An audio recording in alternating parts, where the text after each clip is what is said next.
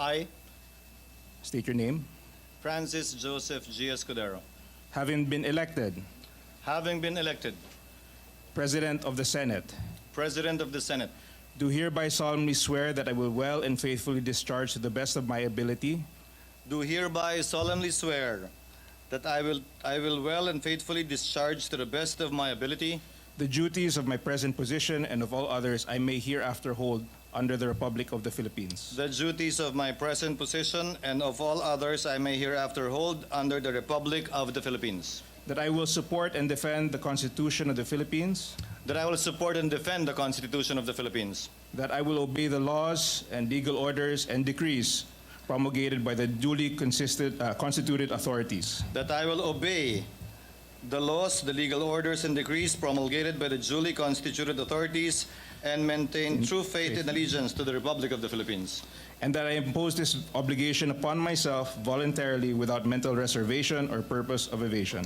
and that I impose this obligation upon myself voluntarily without mental reservation or purpose of evasion. So in 1998, Chiz had thick glasses, did not smile, was the illustrious son of an illustrious father. Everyone knew the Minister of Agriculture. He had more fashion than Chiz noon. Makikita mo lahat ng barong niya may red, blue, and white.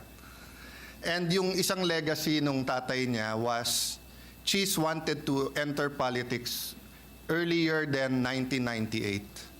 Pero his father, very much like Senator Pia's father, believed in education. Yun ang nabasa ko sa dyaryo, but later on I found out yung nanay din pala. Yung nanay was also there telling then Congressman Escudero, when he was yet law student Escudero, when he was yet attorney Escudero, you cannot enter politics unless you prepare. So all of his previous attempts at different positions from the local government, hindi siya pinayagan until his parents believed na hinog na yung panahon. And in 1998, his career started. Hindi ko na po isa-isahin dahil napakahaba pa ho ng oras from 1998 to ngayon na 2024 na. But I'd like to mention that when we say prepare, obviously I did not support him in 2016 because I was running against him.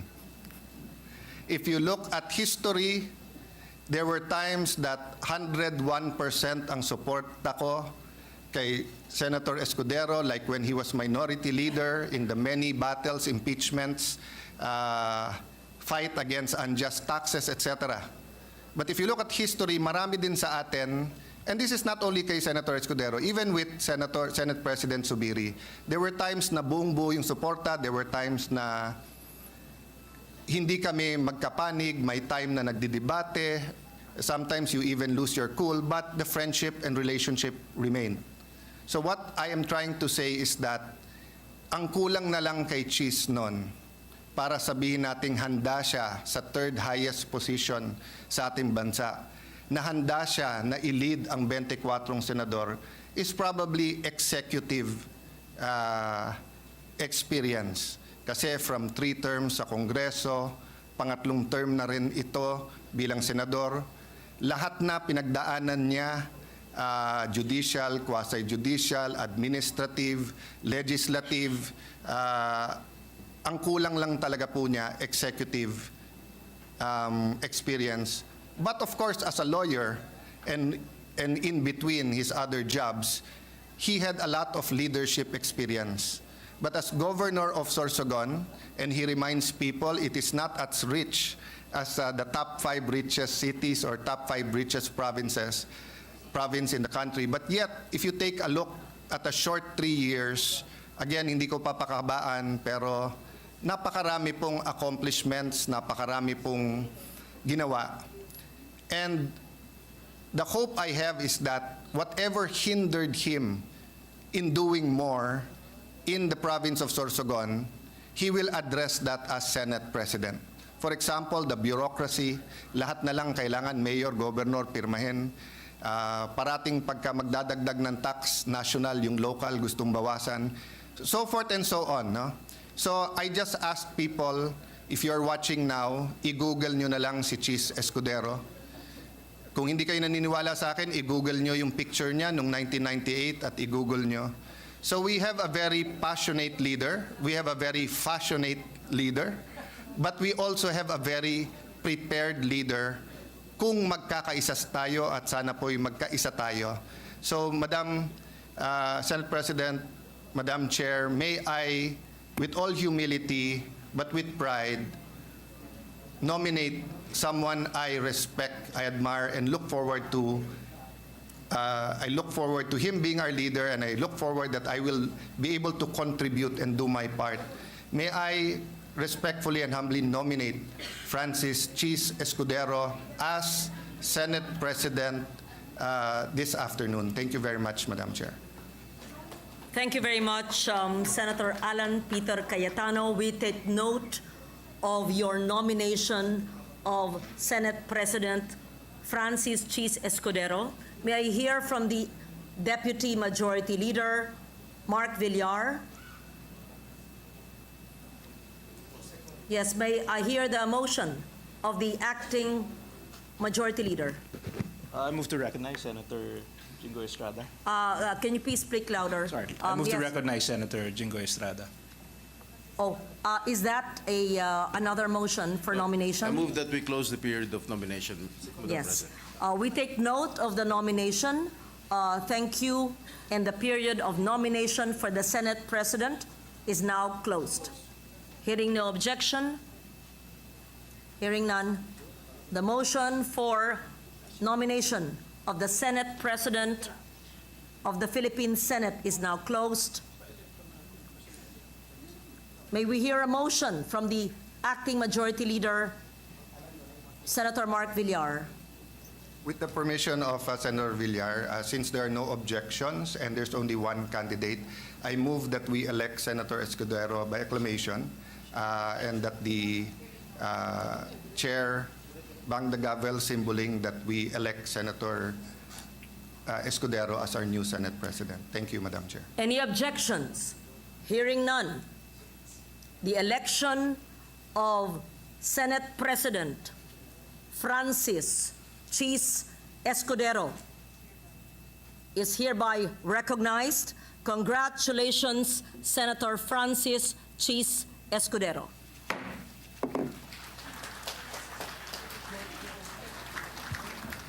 Madam Chair, may I ask for a minute suspension so that we can prepare, and Senator Escudero, may we ask and request Senator Escudero to take his oath as Senate President. Session is suspended. Just to remind the body, this representation has not yet tendered her resignation unless you want to keep me, but I have a prepared resignation as well. So I intend to go down and deliver my resignation as well, unless you want to keep me here.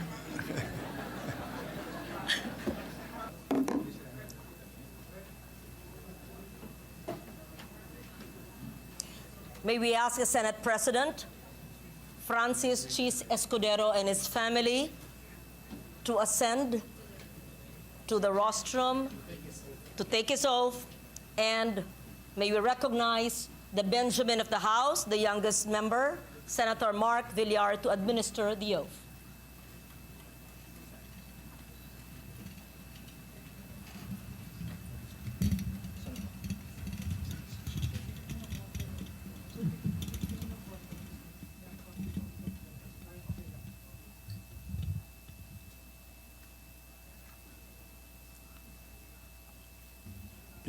Please raise your right hand and repeat after me. I I, state your name.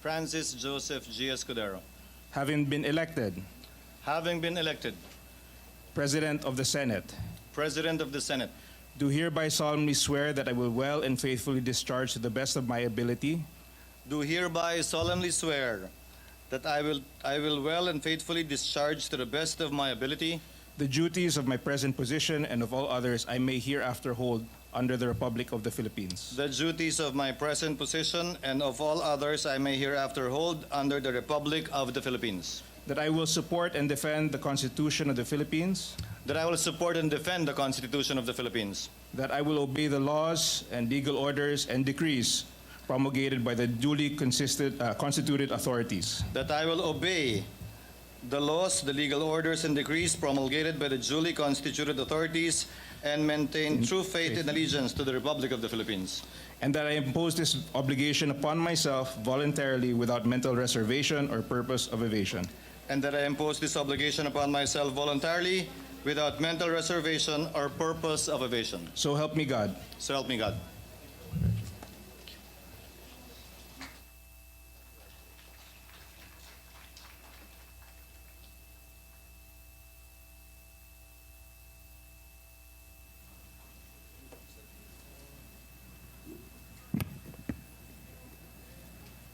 Chair would like to make short remarks.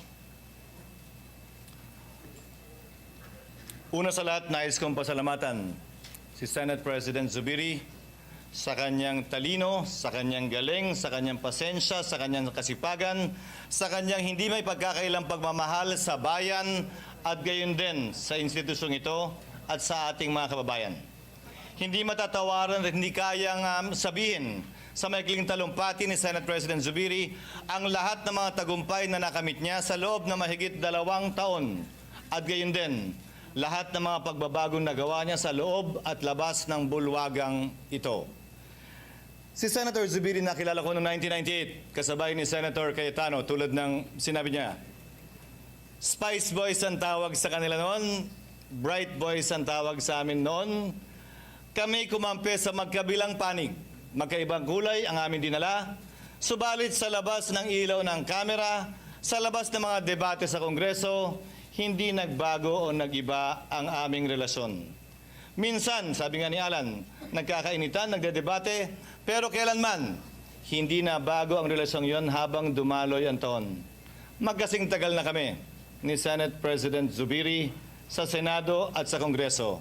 May konti lang ako na papel na ginampanan bilang gobernador sa aming lalawigan ng Sorsogon.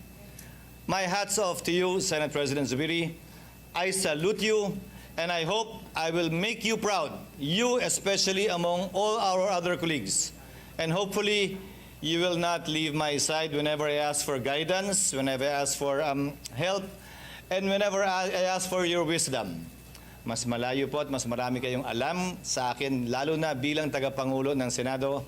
Sana magkasama pa rin tayo sa mga bagay na yan sa mga darating na panahon.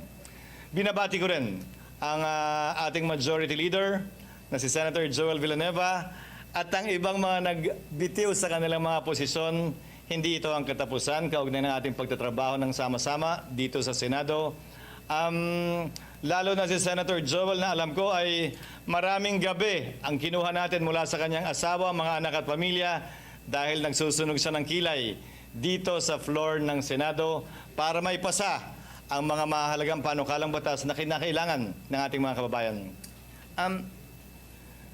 Walang my team, walang your team para sa akin. Walang SP Migs, wala ring Chiz para sa akin. Ang tingin ko sa bawat isa sa atin ay mga miyembro ng nag-iisang Senado. At kung may kulay man tayong dadalhin para sa akin ang mga kulay na yan ay dapat sumasagisag sa bandila ng Pilipinas na hindi naman nagkataon lamang na nasa likod ko at nasa harapan natin ngayon. Kulay na puti na sumasagisag sa pagkakapantay-pantay ng bawat Pilipino. Kulay na pula na handa tayong pumatay, hindi lang palaging mamatay. Alang-alang sa kalayaan ng ating bansa. Asul, pagkakaroon ng Pilipinas ng sariling lahi na kakaiba sa ibang mga lahi. Kaya walang pwedeng magsabing pabor sino man sa isang bansa. Tayong lahat naniniwala ko, pabor sa Pilipino at sa Pilipinas. At pinakahuli, dilaw ang araw at mga tala. Sumasagisag na mataas na mga pangarap ng ating mga kababayan, mataas na pangarap natin para sa ating mga kababayan, upang sa gayon, makamit nila ang matagal nilang minimithi na tunay na tulong at paggalinga mula sa nasyonal na pamahalaan. Naway sa bawat salitang bibigkasin natin dito, naway sa bawat gawain na ating gagawin dito, palagi tayong mapaalalahanan ng mga importanteng bagay na yan ng ating bandila na sumasagisag sa bansa at sa sambayanang Pilipino. Maraming salamat po muli sa tiwala at nakahanda po akong pagsilbihan kayo sa anumang makakaya natin habang sabay-sabay natin pinagsisilbihan ang bansa at ang sambayanang Pilipino. Thank you to my colleagues and thank you for everyone.